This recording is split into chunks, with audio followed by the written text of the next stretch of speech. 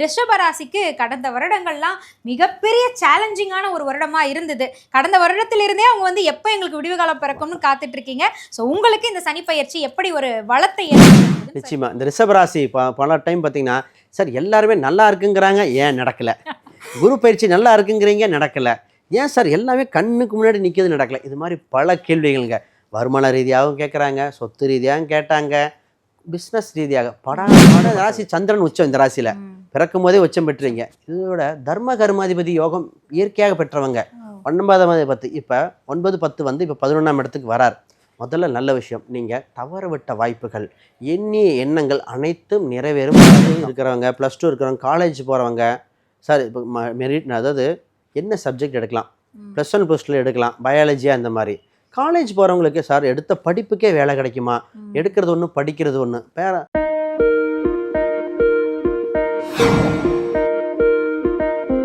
இந்த பதிவை பார்த்துட்டு மறக்காம லைக் அண்ட் ஷேர் பண்ணி சப்ஸ்கிரைப் பண்ணுங்க. அடுத்து ரிஷபராசி அன்பர்கள் ஆவலோட காத்துக்கிட்டு இருப்பீங்க.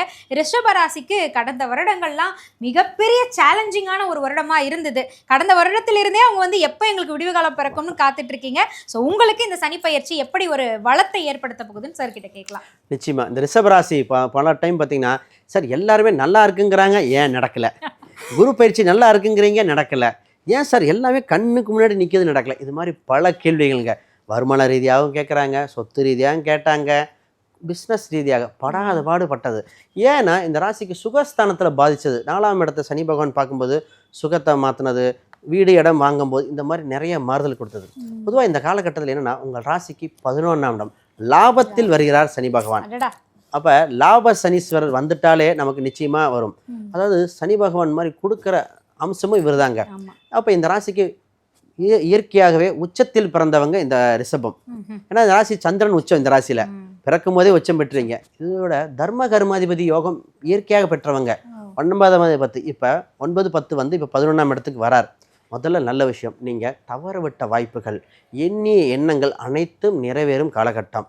சார் ஜெயிச்சிருவானா, உண்மைதான் சொல்கிறீங்களான்னு டவுட் வரும். நிச்சயமாங்க சனி பகவான் உங்கள் ராசிக்கு வந்து 11ஆம் இடத்துல நல்ல நிலைமையில் இருக்கும் பொழுது, ஏன்னா அங்கே உத்திரட்டாதின்னு சனி நட்சத்திரம் இருக்குது. ரிஷபத்துக்கு சுக்கிரனுக்கு நண்பன் வேற சனி பகவான். அப்போ உங்கள் ராசியும் பார்க்குறார். வளர்ச்சி, திருமண ரீதியாக, குழந்தை ரீதியாக. முதல்ல இந்த ராசிக்கு திருமணத்தை பற்றி பேசுகிறோம். சார் திருமணம் தள்ளி போயிட்டே இருக்குது அப்படிங்கிற மாதிரி. உங்கள் குருவும் 3ஆம் வீட்டுக்கு மாறிடுவார். இப்போ 11ல் வரி சனி என்ன பண்ண போகிறான்னா, தவற விட்ட சனி. ஆல்ரெடி திருமணம் வரைக்கும் பேச்சுவார்த்தை வரைக்கும் நின்னவங்க, சார் எனக்கு மனசுக்கு ஒருத்தர் பிடிச்சிருக்கு, அமையுமா? அப்போ பிடிச்சவங்கள அமைச்சு கொடுக்கறதில்ல இந்த மாதிரி அம்சமும் உண்டு. சனி பகவான் இந்த வரன் எப்படின்னா, உள்ளூர் விட்டு கொஞ்சம் வெளியே அமையலாம்.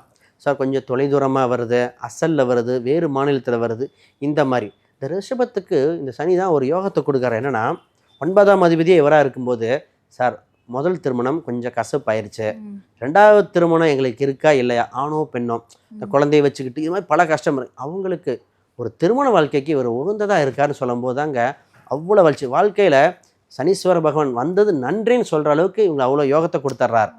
இந்த ராசிக்கு அடுத்து வேலை ரீதியாக தாங்க. சார் வேலை ரீதியாக எப்படி இருக்குன்னா, பொதுவாக இந்த ராசிக்கு இப்போ வேலை இல்லாதவங்களுக்கு வேலை கிடச்சிரும், வேலையில் மாறுதல் ஏற்படுகிற வாய்ப்பு உண்டு.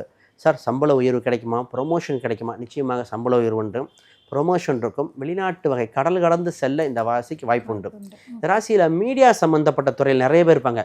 ரொம்ப பேர் சார் கம்பெயிரிங் பண்ணுறேன், ஆங்கர் பண்ணுறேன், மீடியாவில் ஜுலிப்பேனா, இந்த யூடியூப் சம்மந்தப்பட்டதெல்லாம் வச்சுருக்கேன், டெவலப்மெண்ட்டே இல்லைம்பாங்க. அவங்களுக்கு இந்த ராசியில் 5ஆம் இடம் தான் அரசியல், சினிமா, யோகம், ஸ்போர்ட்ஸ் எல்லாம் அத்தனையும் அள்ளி கொடுக்குறார். பொதுவாக இந்த ராசிக்கு திடீர் யோகம், ஒரு ஷேர் மார்க்கெட்டில் டே ட்ரேடிங் மட்டும் வேண்டாம், ஒரு திடீர் அதிர்ஷ்டம், திடீர் யோகம் கொடுத்துறார். அடுத்தது பிஸ்னஸில் தான் ஒரு விடிவு காலமே. 10ல் சனி பகவான் வந்து அப்படியே அங்கே ராகுவோடு சேர்ந்து மந்தப்படுத்திட்டார். 10ல் பாவியாவது இருக்கணும், ஆனால் பாவிகளாகவே இருந்தாங்க.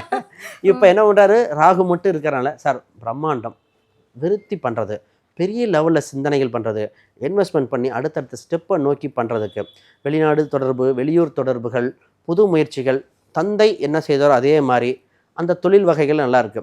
இதில் நிறைய பேர் கவர்மெண்ட் போஸ்டிங்கில் ட்ரை பண்ணவங்களுக்கு அப்பாவோட கருணை அடைப்பில் ஜாப் கிடைக்குமான்னு எதிர்பார்த்துட்டு இருந்தாங்க. ஆணோ பெண்ணோ, ஸோ அப்பாவோட போஸ்டிங் வரணும், அப்பா தொழிலை செய்யலாமா? நிச்சயமாக அப்பாவோட தொழில் அது சம்மந்தப்பட்டதில் இந்த ராசிக்கு அமையக்கூடிய அம்சம் உண்டுங்க. இப்போ ரிஷபத்தில் கடன் வாங்கி கடனாளியா நான் இருக்கேங்க, கடன் பட்டார் நெஞ்சம் போல் கலங்கி இருக்கேன் அப்படின்னு சொல்லக்கூடிய கடன் தீருவதற்கு இந்த சனிப்பெயர்ச்சி உதவுமா? நிச்சயமா. இப்போ கடன் சம்மந்தப்பட்ட இந்த ராசி இயற்கை கடன் இல்லாத ரிஷபம் இல்லைன்னு சொல்லுவோம். இந்த ராசி கடன் யாருக்கு வாங்கிச்சுன்னு கேட்டால் ஃபேமிலிக்காகவோ சொந்த பந்தத்துக்காகவோ அவசரப்பட்டு ஏதோ ஒன்று வாங்கிக்கிட்டு தவிக்கிற ராசி. இந்த ராசி கடனை தவிர்த்தாலே சிறப்பாக இருக்கும். சரி வாங்கிட்டோம் அப்படிங்கிறதுக்கு இந்த ராசி தான் ஒரு பாவத்துக்கு 11ஆம் பாவம் தான் சப்போர்ட் பண்ணணும். இப்போ 6க்கு 11 6ஆம் இடம் தான் உச்சம் பெறுகிற சனி 11ல் வந்தனால கடன் அடைக்க வழி பிறக்குது. முதல்ல இது கிரெடிட் கார்டு, இப்போ கடன் அட்டைன்னு சொல்லுவாங்க. கடன் அப்படின்னாலே சனி அம்சத்து வரும். இந்த கடன் அட்டை கிரெடிட் கார்டு சம்மந்தப்பட்ட கடன்லேருந்து மீண்டு வர, கடனை படிப்படியாக குறைக்க, இதெல்லாம் இறைவன் பண்ணுறான். 5ஆம் இடம் வலுத்துட்டாலே கடன்லேருந்து டெவலப் ஆகி வந்துடுவாங்க. சனி பகவான் 5ஆம் இடத்தை பார்க்கறனால படிப்படியாக ஸ்டெப் பை ஸ்டெப்பாக கடனை குறைக்க வாய்ப்பு உண்டு. ஏன்னா இந்த ராசிக்கு 6ஆம் இடமே சனி உச்சம் பெறுகிற ராசி. இப்போ நிச்சயமாக கடன் சம்மந்தப்பட்டதுலேருந்து மீண்டு வரக்கூடிய காலகட்டம். இதுக்கு எப்படி வரும்னா திடீராக ஒரு அதிர்ஷ்டம் வந்துடும். பூர்வீக சொத்துல கிடைக்குமா ரொம்ப நாள் இருப்பாங்க. 8ஆம் இடத்தை சனி பார்க்கறனால ஆணோ பெண்ணோ உனக்கு சொத்து வரணும் தான் உனக்கு பிரிச்சுக்க. இப்போ தான் பூர்வீக சொத்தை பிரிக்கிறது, அம்மா வீட்டு நகை சம்மந்தப்பட்டது, இந்த இறந்தவங்கள் சொத்து சம்மந்தப்பட்டது, இந்த மாதிரி சொத்துக்கள் சம்மந்தப்பட்டது, பணம் சம்மந்தப்பட்டது, அடகு வைத்த பொருள்களை மீட்க இதெல்லாம் வழி பிறக்கும். அப்போ அதிலிருந்து கடனை அடைச்சிட்டு தன் சொத்து பத்துக்கள் வாங்க, இடம் வீடு வாங்க ஒரு இறைவன் அருள் புரிகிறான்னே சொல்லலாம். சிறப்பாக சொன்னீங்க. இப்போதான் பெயர்ச்சியும் நடக்க போகுது, பள்ளிகளில் தேர்வும் முடிய போகுது. அடுத்து என்ன சூஸ் பண்ணலாம் அப்படின்ற நிலையிலையும் மாணவர்கள் இருப்பாங்க. ரிஷபராசி எந்த துறையை சார்ந்து அவங்களுடைய கல்வியை தேர்வு செஞ்சாங்கன்னா கரெக்டாக இருக்கும்? நிச்சயமாக ஒரு நல்ல கேள்வி கேட்டீங்க. இந்த காலகட்டத்தில் 10th இருக்கிறவங்க, +2 இருக்கிறவங்க, காலேஜ் போகிறவங்க, சார் இப்போ மெரிட் அதாவது என்ன சப்ஜெக்ட் எடுக்கலாம், +1 +2 எடுக்கலாம், பயாலஜியாக இந்த மாதிரி. காலேஜ் போகிறவங்களுக்கு சார் எடுத்த படிப்புக்கே வேலை கிடைக்குமா, எடுக்கிறது ஒன்று படிக்கிறது ஒன்று அந்த மாதிரி. அதாவது மாறி மாறி சப்ஜெக்ட் மாறும்போது மக்களும் சரி அங்கே படிக்கிற பேரண்ட்ஸும் ரொம்ப இதாகிடுறாங்க. இப்போ நிறைய பேர்த்துக்கு சார் என் குழந்தைக்கு டாக்டர் சீட் கிடைக்குமா, இல்லை ஜேஇஇ நீட்டு இந்த மாதிரி எழுத வைக்கலாமா, இல்லை கவர்மெண்ட் சம்மந்தப்பட்ட எக்ஸாமுக்கு எதாவது எழுத வைக்கலாமா, இல்லை சார் நாங்கள் மேனேஜ்மெண்ட்டில் காசு கட்டலாமா, இது மாதிரி பல குழப்பம் வருது. இது பொதுவாக இவங்களுக்கு எந்த ஒரு தொழில் பண்ணாலும் க்ரியேட்டிவிட்டி, அது ஏதோ ஒரு க்ரியேட்டிவிட்டி இருக்கணும். இவங்களுக்கு கொஞ்சம் அதை அணுகி பண்ணக்கூடிய தொழிலாக இருக்கணும். இவங்களுக்கு பொதுவாக இயற்கையாக ஒரு அட்மினிஸ்ட்ரேஷன் பவர் இருக்கும், ஒரு க்ரியேட்டிவிட்டி இருக்கும், ஒரு கலை உணர்வு இருக்கிற அம்சமாக உண்டு. கம்படிஷனல் சம்மந்தப்பட்டதும் செட் ஆகுது. அப்போ இண்டிவிஜுவல் ஹாரோஸ்கோப் தகுந்த மாதிரி மாறக்கூடிய அம்சம். கோச்சாரத்தில் இந்த சனி பகவான் என்ன பண்ணுறாருன்னா, நீங்கள் என்ன சப்ஜெக்ட் எடுக்க ஆசைப்படுறீங்களோ அதை கிடைக்கக்கூடிய அம்சம் பண்ணுறாரு. அப்போ இண்டிவிஜுவல் ஹாரோஸ்கோப் 4ஆம் பாவம் 2ஐயும் பார்த்து மேட்ச் பண்ணும்போது இவங்களுக்கு இதான்ப்பா சப்ஜெக்ட், இதை எடுத்துக்க, நீ படிக்கிறது டெவலப் ஆகிறது, இதுக்கு செலவு மேனேஜ்மெண்ட் வேணாம், கவர்மெண்ட் கோட்டாலே ட்ரை பண்ணுங்கள், இல்லை நீங்கள் விஐடி இது போன்ற இதில் ட்ரை பண்ணுங்கள், இல்லைங்க இந்த பையனுக்கு வெளிநாட்டு யோகம், அமெரிக்கா போகலாம், இல்லை லண்டன் படிக்கலாம், ஜெர்மனில் படிக்கலாம், இந்த மாதிரி விஷயத்த தெளிவாக சொல்லும்பொழுது அவங்க வாழ்க்கை இன்னும் சிறப்பாகும். இருந்தாலும் ஒரு குறிப்பு நமக்காக கொடுத்துருக்காரு. கிரியேட்டிவ் சார்ந்து, அட்மினிஸ்ட்ரேஷன் சார்ந்து உங்களுடைய துறை நீங்கள் தேர்வு செய்கிறதுக்கு முயற்சி செஞ்சீங்கன்னா கண்டிப்பாக அதில் வளம் பெறலாம்னு சொல்லியிருக்காரு.